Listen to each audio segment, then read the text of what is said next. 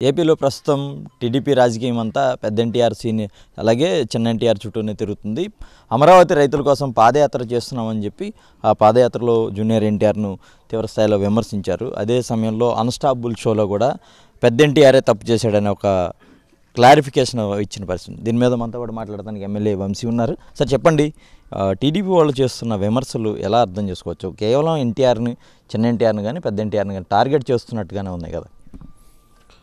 ఇప్పుడు అంతకన్నా వేరే సమాధానం ఏం ఆశించగలుగుతాం చంద్రబాబు నాయుడు గారి దగ్గర నుంచి? మనం ఈ సంఘటన జరిగి 27 ఏళ్ళు అయింది. ఈరోజు కూడా ఆయన వివరణ ఇచ్చుకునే స్టేజ్లోనే ఉన్నాడు.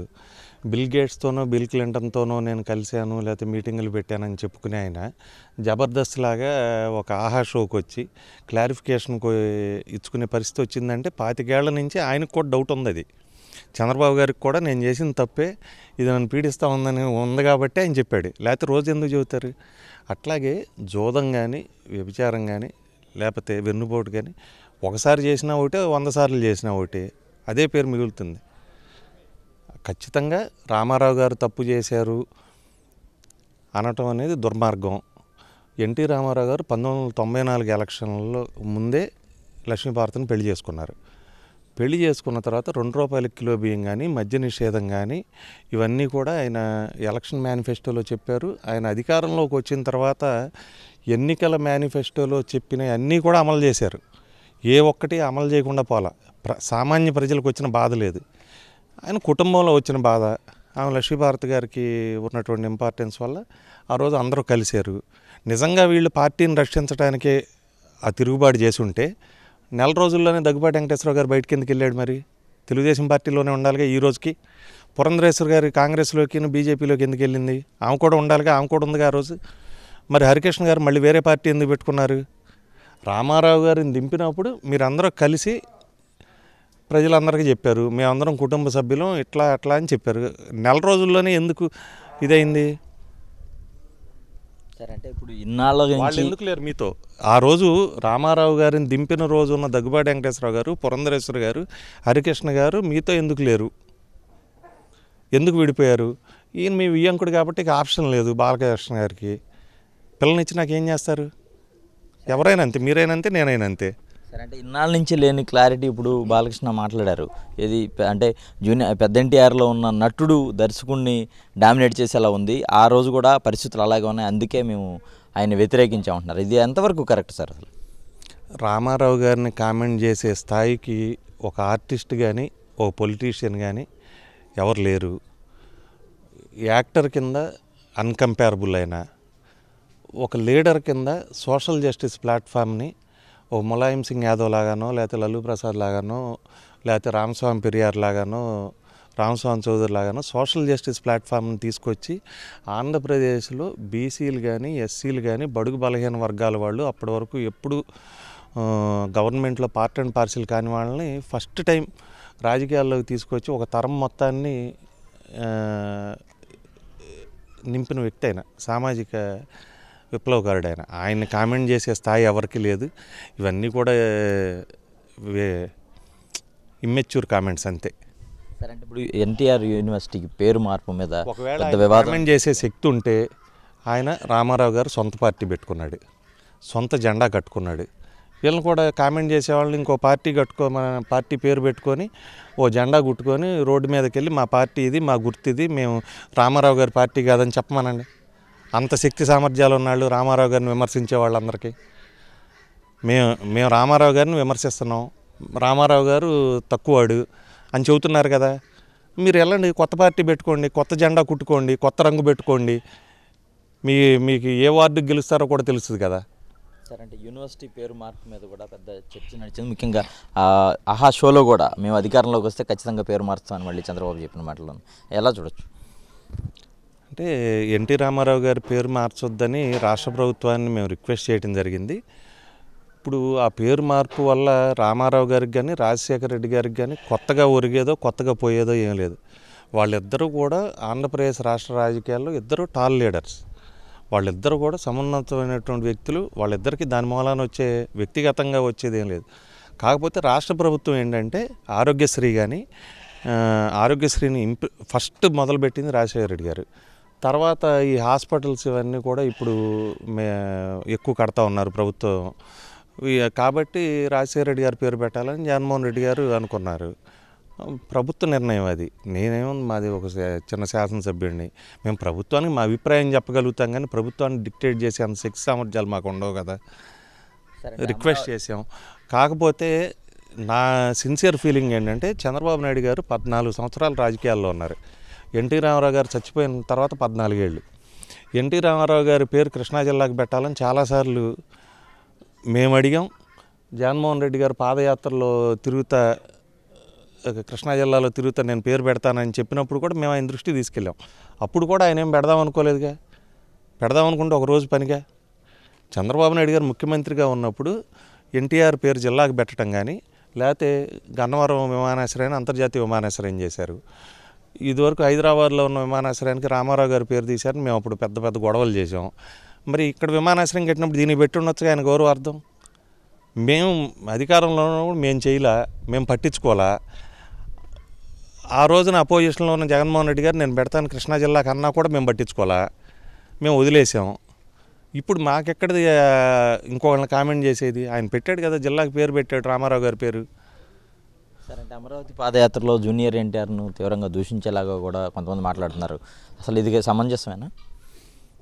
మీకు చెప్పాను కదా, పెద్ద రామారావు గారో లేకపోతే చిన్న రామారావు, జూనియర్ ఎన్టీఆర్ వాళ్ళని విమర్శించేటువంటి అర్హత కానీ శక్తి సామర్థ్యాలు కానీ ఎవరికి లేవు. వాళ్ళిద్దరూ స్వయం శక్తితో పైకి వచ్చిన వాళ్ళు. సీనియర్ ఎన్టీఆర్ అయినా జూనియర్ ఎన్టీఆర్ అయినా వాళ్ళ చేతులతో, వాళ్ళ కష్టార్జితం, వాళ్ళ శ్రమ ఫలితంతో వచ్చిన వాళ్ళు, కానీ ఎవరో రికమెండేషన్తోనో క్రేన్లు జాకీలు వేస్తే వచ్చిన వాళ్ళు కాదు. వాళ్ళని అనేటువంటి అర్హత ఉందా లేదా అని వ్యక్తుల కింద వీళ్ళు ఆలోచించుకోవాలి. వీళ్ళంతా జాకీలు క్రేన్లు వేసి నడిచే బ్యాచ్ వాళ్ళ కాదు కదా. అయినా కూడా జూనియర్ ఎన్టీఆర్ 2009లో తెలుగుదేశం పార్టీకి శ్రీకాకుళం నుంచి ఖమ్మం వరకు ప్రచారం చేసి, ఖమ్మంలో పెద్ద యాక్సిడెంట్ అయ్యి అతను ప్రాణం మీద కూడా వచ్చి ఆ రోజు చూసాం మనం పరిస్థితి. తర్వాత ఎన్నికలు అవ్వగానే ఏం రాశారు పేపర్లలో, ఎన్టీఆర్ తిరిగిన ప్రాంతాలు ఇవన్నీ మ్యాప్ వేసేట్లా ఎన్టీఆర్ తిరిగిన నియోజకవర్గాలు ఇవన్నీ మొత్తం ఇవన్నీ ఓడిపోయినాయి. దీన్ని బట్టి ఏం అర్థం అవుతుంది, ఎన్టీఆర్కి పాపులారిటీ లేదని రాశారు. మీరు పాత పేపర్లు చదవండి, ఎవరు రాయించారు ఈ వార్తలన్నీ, ఎవరు ఇంట్రెస్ట్ కోసం రాయించారు అంటే ఎన్టీఆర్ని డిమోట్ చేసి లోకేష్ని ప్రమోట్ చేద్దామని. ఒకళ్ళు డిమోట్ చేస్తే ఎన్టీఆర్ ఏం డిమోట్ అవ్వడు. వీళ్ళందరికీ అంత శక్తి సామర్థ్యాలు లేవు. ఆయన వయసు ఉండి చచ్చిపోయాడు, కానీ ఇతనికి వయసు ఉంది. జూనియర్ ఎన్టీఆర్ ఇతను వీళ్ళు ఏం చేయలేరు. ఖచ్చితంగా ఎన్టీఆర్ని ఎవరు తిట్టినా కూడా తప్పే. అతను తెలుగుదేశం పార్టీ కోసం కష్టపడ్డాడు, తెలుగుదేశం పార్టీ కోసం తిరిగాడు. తర్వాత మీరే దూరం పెట్టారు, కరివేపాకులాగా వాడుకుని వదిలేశారు. తర్వాత 2014 ఎన్నికల తర్వాత చంద్రబాబు నాయుడు గారు ముఖ్యమంత్రి అయిన తర్వాత కూడా అతను అమరావతి వచ్చాడు, ప్రమాణ స్వీకారానికి వచ్చాడు. 30 మందిని ఒక బస్సులో కుక్కి అక్కడ తీసుకెళ్ళి జనంలో కూర్చోబెట్టి కామ్గా మళ్ళీ బస్సు ఎక్కించి పంపించేశారు. అతన్ని మీరు ప్రయారిటీ ఇవ్వలేదు, ఏ రోజు పలకరించలేదు కదా. ఆయన కూడా రాజకీయాల్లోకి రాలా, తన కెరీర్ చూసుకుంటా ఉన్నాడు. తను ప్యాన్ ఇండియా స్టార్ అయ్యాడు, చాలా పెద్ద స్టార్ అయ్యాడు వాళ్ళ ఇండియా మొత్తంలో. తను కెరీర్ మీద కాన్సన్ట్రేట్ చేసుకున్నాడు. తను ఎప్పుడన్నా అమరావతి రైతుల్ని మీరు పొలాలు ఇవ్వండి, మీ తరపున నేనుంటాను, లేకపోతే అది ఇదని మాట్లాడా? ఆ రోజున పొలం ఇమ్మన్నా ఇవ్వద్దన్నా పవన్ కళ్యాణ్ గారో లేకపోతే సిపిఐ వాళ్ళు వీళ్ళందరూ ఇవ్వద్దన్నారు. ఇవ్వద్దంటే రైతులు మేము చంద్రబాబు గారిని నమ్ముతున్నాం, మేము ఇస్తున్నామని ఇచ్చారు. ఆ రోజున అందరూ వ్యతిరేకించిన వాళ్ళే కదా. పవన్ కళ్యాణ్ గారు రాజధాని కట్టకూడదని చెప్పలేదా?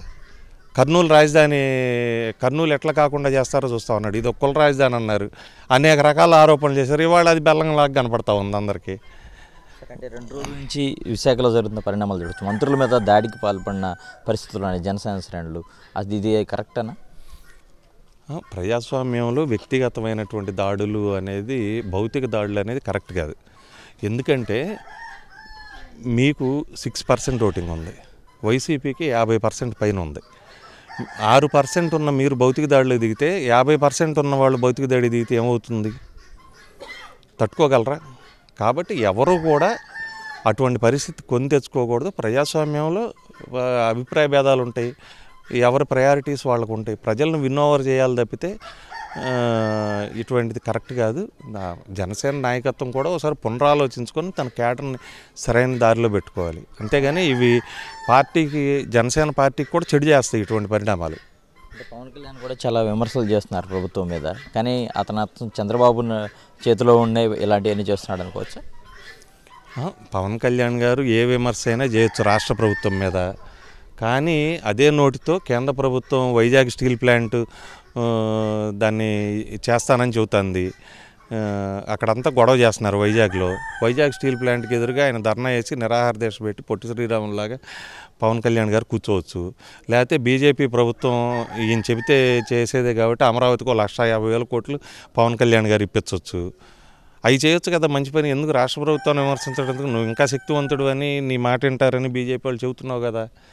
మోడీ గారి దగ్గరికి డైరెక్ట్గా వెళ్ళి అమరావతి డబ్బులు తీసుకొచ్చే రైతుల సమస్య తీరిపోతుంది, నువ్వు 1,50,000 కోట్లు తీసుకొస్తే కట్టనని ముఖ్యమంత్రి గారు చెప్పారా? డబ్బులు లేవనేది ఇబ్బంది చెప్పారు తప్పితే ముఖ్యమంత్రి గారు అమరావతిని వ్యతిరేకించలా, అమరావతి రాజధాని కాదని చెప్పలా. అమరావతితో పాటు మిగిలిన ప్రాంతాలను కూడా డెవలప్ చేస్తాం, ఒకే ప్రాంతం డెవలప్ చేయడానికి ఇంత డబ్బు అవుతుంది, ఇంత డబ్బు పెడితే రాష్ట్రంలో మిగిలిన స్కీములన్నీ ఆగిపోతాయి, కాబట్టి ఉన్న ఆర్థిక పరిమితుల దృష్ట్యా ఇట్లా చేస్తున్నామని చెప్పారు. అంతేగాని ముఖ్యమంత్రి గారు అమరావతిని ఎక్కడా వ్యతిరేకించలా, అమరావతి రాజధాని కాదని చెప్పలా. ఉన్న దాంట్లో ఇట్లా సర్దుకుందాం, ప్రస్తుతానికి మనం రాష్ట్రం ఆర్థికంగా ఇబ్బందుల్లో ఉందని చెప్పారు అంతే. మీరు శక్తివంతులే కదా, ఢిల్లీ వెళ్ళి మోడీ గారిని అమిత్ షా గారిని కలిసి రండి, లేకపోతే రోజు రాత్రి మాట్లాడతారు కదా, 1,50,000 కోట్లు ఇప్పించండి, ఇప్పించేస్తే ఎమ్మటే అమరావతి రెండో రోజుకి గ్రాఫిక్స్ పైకి లేవచ్చు. సీనియర్ ఎన్టీఆర్ కావచ్చు, అలాగే జూనియర్ ఎన్టీఆర్ను విమర్శించే స్థాయి టీడీపీ వాళ్ళకి ఎవరికి కూడా లేదు. వాళ్ళని విమర్శించాలంటే వారొక ప్రత్యేకంగా పార్టీ పెట్టుకుని విమర్శించాలని వంశీ సూచిస్తున్నారు. అలాగే జనసేన అధినేత పవన్ కళ్యాణ్ రాష్ట్ర ప్రభుత్వం మీద విమర్శలు చేసే కంటే కేంద్రంతో మాట్లాడి నిధులు తెప్పించవచ్చు కదా, అలాగే అమరావతికి మేము వ్యతిరేకం కాదనేది కూడా మరొకసారి వంశీ స్పష్టం చేసిన పరిస్థితి కనబడుతుంది. కెమెరా పర్సన్ బాలు మహేంద్రతో అశోక్, సాక్షి టీవీ, గన్నవరం నుంచి.